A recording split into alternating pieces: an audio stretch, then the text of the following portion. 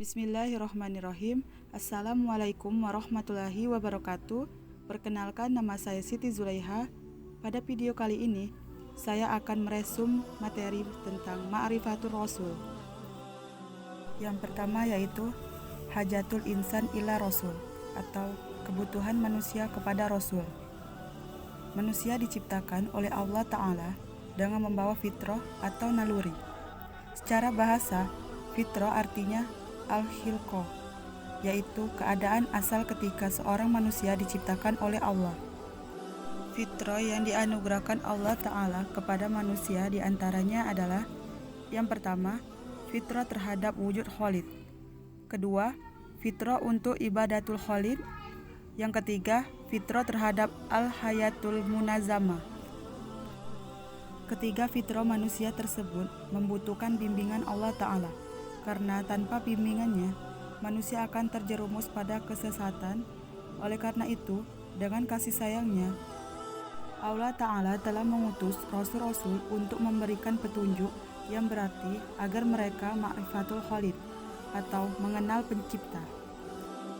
Dijelaskan dalam Al-Quran, surat Al-Ahzab ayat 21, yang artinya, sungguh telah ada pada diri Rasulullah SAW suri teladan yang baik bagimu, yaitu orang yang mengharapkan rahmat Allah dan kedatangan hari kiamat, dan dia banyak menyebut nama Allah.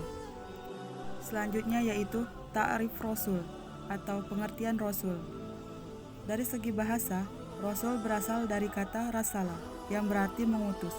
Sedangkan kata Rasul adalah bentuk infinitif dari kata rasalah, yang berarti utusan atau seorang yang diutus.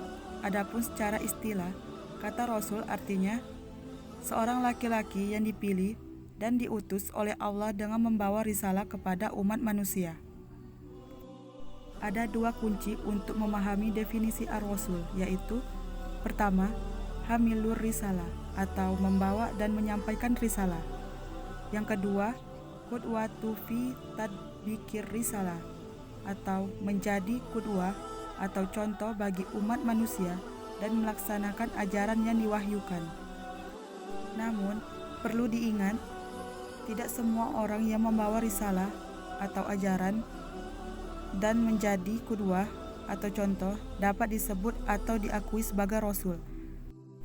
Karena rasul-rasul yang diutus oleh Allah Subhanahu wa Ta'ala diantaranya: pertama, memiliki sifat asasiyah, yakni sifat-sifat dasar yang layak baginya, misalnya sifat jujur, amanah, tabligh, dan fatonah. Kedua, memiliki al-mukjizat atau mukjizat, yakni perkara-perkara luar biasa yang dapat dilakukan dengan izin Allah untuk melemahkan mereka-mereka yang menentang Allah Subhanahu wa Ta'ala. Allah Subhanahu wa Ta'ala berfirman dalam Quran surat Al-Qamar ayat 1-2, yang artinya telah dekat atau datangnya saat itu dan telah terbelah bulan. Dan jika mereka, orang-orang musyrik, melihat suatu tanda mukjizat, mereka berpaling dan berkata, ini adalah sihir yang terus-menerus. Ketiga, adanya al-bisyarat, atau berita gembira kedatangannya. Kabar gembira kedatangannya seorang rasul ada kalanya telah diberitahukan oleh rasul-rasul sebelumnya. Dalam Al-Quran, Allah Ta'ala berfirman, Quran surat Asy-Syaff ayat 6. Keempat, adanya an-nubawat, atau berita-berita kenabian, yang disampaikannya setiap rasul senantiasa membawa berita dari Tuhannya melalui wahyu, berisi ajaran, perintah, dan larangan, atau peristiwa-peristiwa masa lalu dan masa yang akan datang. Quran surat An-Nisa ayat 163. Kelima, adanya as-samarat, atau hasil dakwah yang dilakukan.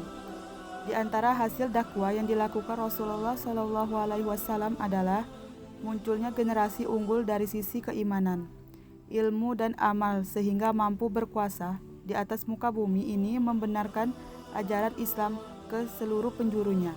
Quran surat Ali Imran ayat 110.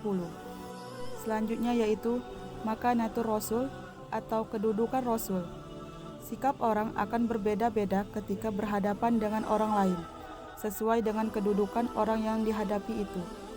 Bagi seorang Muslim, Rasulullah SAW menduduki tempat yang sangat mulia dalam hidupnya. Rasulullah SAW adalah hamba Allah. Kedudukan Rasulullah SAW adalah sebagai salah satu hamba-hamba Allah. Rasulullah SAW sebagai seorang manusia. Sebagai manusia, beliau makan, minum, mandi, buang hajat, mengantuk, tidur, memiliki nasab. Rasulullah SAW juga merupakan anak dari bapaknya dan seterusnya. Akan tetapi, Rasulullah SAW lahir dari keluarga bersih dari zina, atau di tengah masyarakat yang kotor di Mekah. Nasab pilihan.